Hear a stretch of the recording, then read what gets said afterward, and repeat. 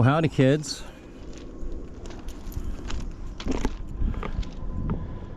Sorry I'm shirtless, but we'll try to skip the selfie action here.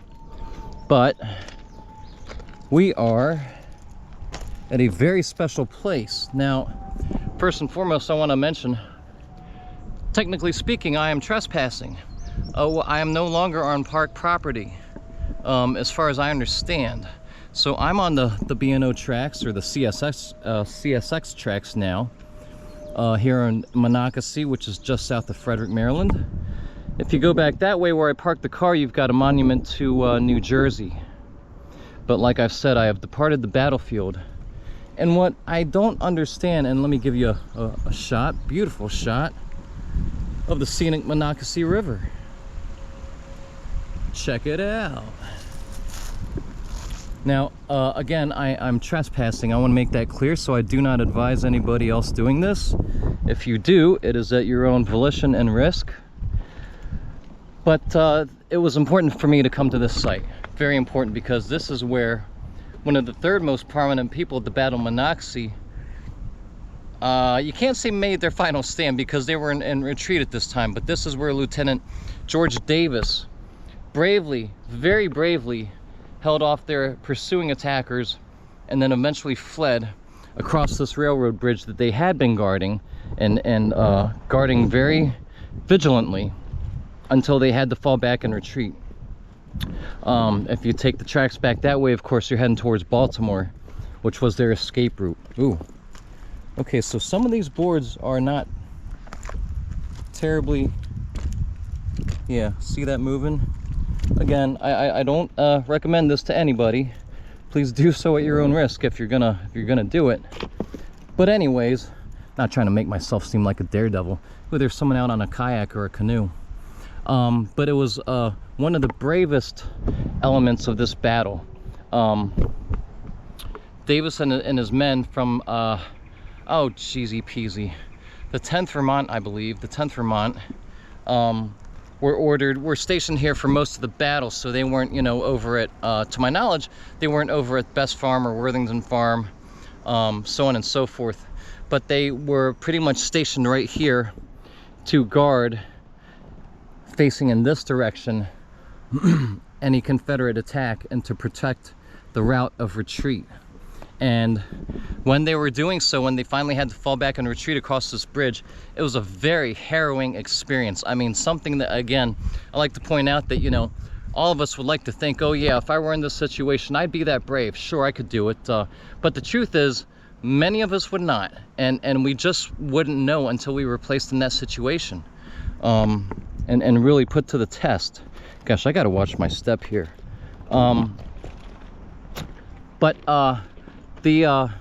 Their pursuers were getting so close that they said, and I think he mentioned this in the tour, in the tour that we just saw, that the retreating Vermont unit could literally feel the breaths of the Confederates on their backs and feel them tugging at their collars.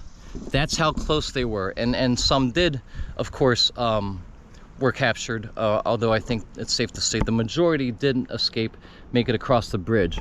But the point being, this was truly one of those situations where they were ordered to, and they did, hold this area at all hazards. And it gives me a lump in my throat, you know. I mean, that kind of bravery, that kind of mettle is just more than commendable.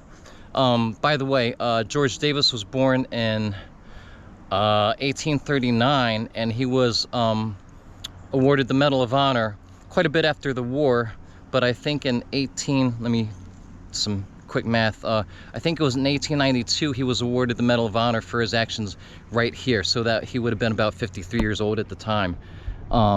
And I believe he lived a pretty long life and ended up his final days in not a soldier's home per se, but something like like the VA or something to that effect. But he did live through this harrowing ordeal in this battle, and his men performed extremely admirably.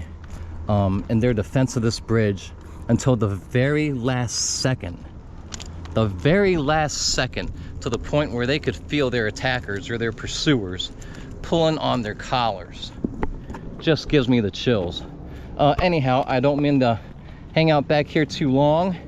Again, I'm not recommending that anybody come visit this spot. My only question is, why hasn't this spot been, I mean, the CSX owns the railroad, right? So it's hard, but they could, carve out just, there's the river, there's the train tracks. They could just carve out a little area off to the side, one would think, put up a statue. Unlike Gettysburg, I don't think there's a moratorium on statues here in Monacacy National Battlefield. And I just personally think that George Davis definitely recommends, definitely deserves a little more recognition, and kind of deserves a small preserved spot, memorial, perhaps a small statue back here somewhere off to the side that they could just kind of carve out. Anyhow, guys, I always say it, this is my last video, this is my last video. This will be the last video for sure from the 161st anniversary of the Battle of Monacacy, guys. I hope you enjoyed the tour. I hope you enjoyed the park ranger. He was great. Again, the guy was sweating bullets. I mean, the front and the back of his shirt were just drenched. So he gets a big thumbs up for his presentation and his service to the rest of us, and giving that, hour and change presentation in the July heat. Anyhow, guys, we'll make this kind of a short one. About halfway back to the car. I just love railroads, you guys know that. I love trains, I can't help myself. But please, do contemplate this carefully if you plan on just kind of whipping around the corner and visiting the site, because I'm not, I'm not really suggesting that you do. I just couldn't help myself but just to walk back here, because again, it's not officially part of the park, but I think it should be. I think it should be. Anyhow, guys, we'll see you somewhere else sometime soon. Peace and love.